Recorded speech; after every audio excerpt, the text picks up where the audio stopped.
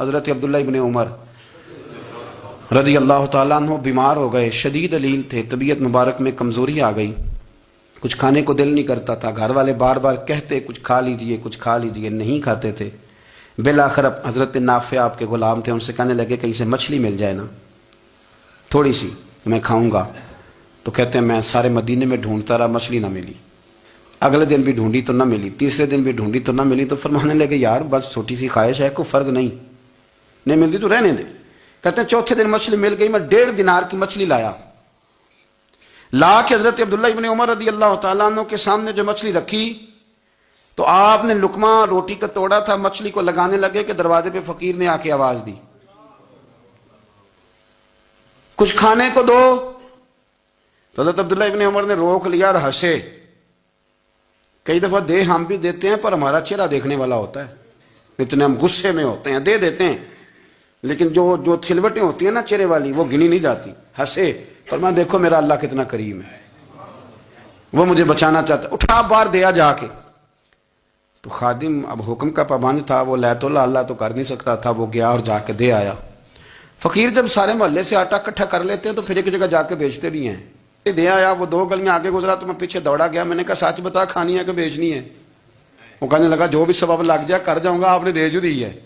تو کہتے ہیں میں نے اس سے کہا کہ یہ 1.5 دینار کی میں نے خریدی تھی، اگر تو 2 دینار کی مجھے بیچ دے تو آج کل مچھلی مدینے میں مل نہیں رہی تو میں اپنے آقا کو دے دوں گا، وہ یہی کھائیں گے، بیمار ہیں۔ تو کہنے لگا جی بسم اللہ، مجھے کیا اعتراض ہے، 2 دینار مل رہے ہیں، 1.5 کی مچھلی، اور 1.5 کی بھی کسی نے نہیں خریدنی تھی، اب تو پک گئی۔ فرماتے میں نے 2 دینار اس کو تھمائے، وہ مچھلی اس سے خریدی اور خرید کر کے میں لا کے حضرت عبداللہ ابن عمر کے سامنے دوبارہ رکھی۔ تو فرمایا یہ کیسے آ گئی؟ میں نے کہا حضور 1.5 کی خریدی تھی اور پھر فقیر کو دے دی، اب اسی سے میں 2 دینار کی خرید کے لایا ہوں، آپ قبول فرمائیں۔ تو فرمانے لگے تم نے اچھا نہیں کیا، اب اس طرح کرو 2 دینار بھی اسے دے اور مچھلی بھی واپس دے آؤ۔ عرض کی حضور کیوں؟ فرمایا تم نے قرآن نہیں پڑھا؟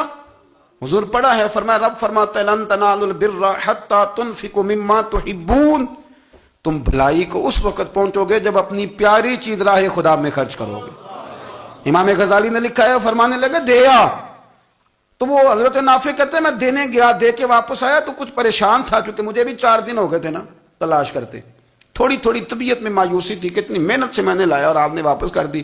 تو حضرت عبداللہ ابن عمر نے مجھے قریب بٹھایا، پھر مجھے تھپکی دی، فرمانے لگے پتر میں نے ویسے بھی کبھی جھوٹ نہیں بولا اور آج کل تو میں ویسے ہی بیمار ہوں، ٹائم ہی نہیں، وقت ہی نہیں، موقع ہی نہیں جھوٹ بولنے کا۔ میں تجھے سچ بتاؤں، مجھے مچھلی کھا کے اتنا سکون نہیں ہونا تھا جتنی اللہ کے راستے میں خیرات کھا کے مجھے سکون ہوا۔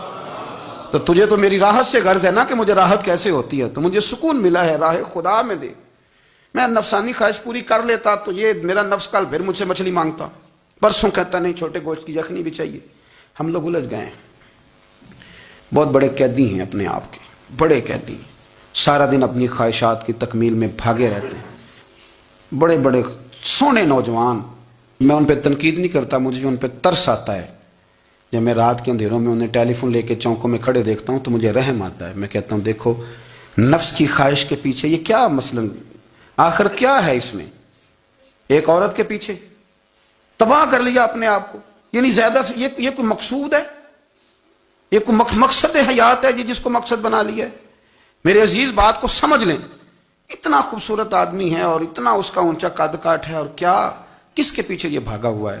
بڑا سمجھدار، دانشور، عقل مند آدمی، ذی روح بندہ، لیکن اس کا سٹیٹس آپ یہ ملاحظہ کریں کہ وہ 20-40 ہزار کی خاطر جھوٹ بولتا ہے، دھوکہ دیتا ہے، فریب اور فراڈ کرتا ہے۔ ہم اپنی نفسانی خواہشات کے پیچھے اس طرح بھاگتے ہیں کہ ہم اصل سے رہ جاتے ہیں۔ میری باتوں کی سمجھ آ رہی ہے آپ حضرات؟ تھوڑا تھوڑا کر کے، ایک ایک کر کے ان کی باتیں کم مانیں۔ وہ ضروری تو نہیں نا کہ سویرے ناشتہ بازار سے اپنی مرضی کا تگڑا کیا ہے، بازار سے لا کے پوڑیاں چنے بہترین کھائے، اور پوڑیاں چنے ابھی کھائے نہیں، شاپر میں ڈالے ہوئے ہیں، اور وہ لے کے ابھی آ رہا ہے تو ساتھ ہی رستے سے گوشت بھی چھوٹا اچھا لگا تو 2 کلو وہ بھی لے آئے کہ پوڑیاں چنے کھاؤں گا اور دوپہر کے لیے گوشت پکاؤں گا۔ وہ پہلے یہ تو کھا لے صاحب، اس سے تو نجات پا لے۔ یہ پتہ نہیں ہضم ہوتا ہے کہ کچھ اور کرتا ہے تیرے ساتھ، لیکن وہ گوشت بھی ساتھ لے آیا، یعنی ٹیبل پہ، ناشتے کے ٹیبل پر بیٹھ کے فیصلہ ہو رہا ہوتا ہے کہ ہم نے کیا کھانا ہے، ہم نے کدھر جانا ہے۔ سنگیو یاد رکھو، باتوں کو سمجھو اور غور کرو۔ یہ تھوڑا تھوڑا کر کے جب ہم چھٹکارا حاصل کرنے کی کوشش کریں گے نا، چھٹکارا حاصل کرنے کی، کئی جگہ سے کسی جگہ سے اگر آپ کو تنبیہ ہوتی ہے نا، تنبیہ، اس میں بھی بڑا مزہ آتا ہے، اس میں بڑا. ہمارے ایک بزرگ تھے، تو ایک دن نا میں گیا تو کہنے لگے الحمدللہ آج میں بڑے سکون میں ہوں. میں نے کہا جی وہ کیا ہوا؟ کہنے لگے میں اپنے آپ کو بڑا پیر صاحب سمجھنے لگ گیا تھا. تو ایک وابڈا کے کسی آدمی سے کام تھا، تو میرے ایک دوست نے مجھے کہا کہ پیر صاحب اس کو ٹیلی فون کر دیں، سنا ہے آپ کا عقیدت مند ہے. میں نے اس بندے کو ٹیلی فون کیا تو کہتا پیر صاحب میں عزت آپ کی بڑی کرتا ہوں پر یہ کام نہیں ہو سکتا. کہتے ہیں جب اس نے مجھے کہا نا تو کچھ بھی نہیں، تو مجھے بڑا مزہ آیا ہے، ورنہ میرا تو نفس پھول گیا تھا. میں تو سمجھتا تھا کہ جو میں کہتا ہوں ویسے ہی ہو جاتا ہے. کہتے اس نے تھوڑا سا نا مجھے لیول میں کیا ہے، مجھے مزہ آیا. یہ لوگ نا اپنے اوپر بوجھ ڈالتے تھے، یہ تھوڑا تھوڑا پیچھے ہٹتے تھے، یہ سمجھتے تھے کہ اس طرح تو ہماری تکمیل رہ جائے گی. صبح سے شام تک اگر اسی نفس کی باتیں مانتے جائیں گے تو خرابی کرے گا. دولت کا نشہ ہے بھائی، دولت کٹھی کرنے والا کسی جگہ سیر نہیں ہوتا. حسن کا نشہ ہے، حسن کا نشہ ہے. حضرت ابوبکر شبلی رحمۃ اللہ علیہ فرمایا کرتے تھے جو تیری بیٹی کو خوبصورت سمجھ کے اس کے ساتھ نکاح کرنا چاہے اسے بیٹی نہ دینا. حضرت جی کیوں؟ فرمایا حسن تو تھوڑے دن کے بعد ختم ہو جائے گا، پھر وہ اس کی قدر نہیں کرے گا، وہ تو کہیں اور منہ مارتا پھرے گا. حضرت ابوبکر شبلی رحمۃ اللہ تعالی علیہ کی بیٹی خوبصورت تھی. ایک نوجوان کہنے لگا میرا نکاح کر دیں. آپ فرمانے لگے پتر تو 1 مہینے کے بعد آنا کر دوں گا. بڑی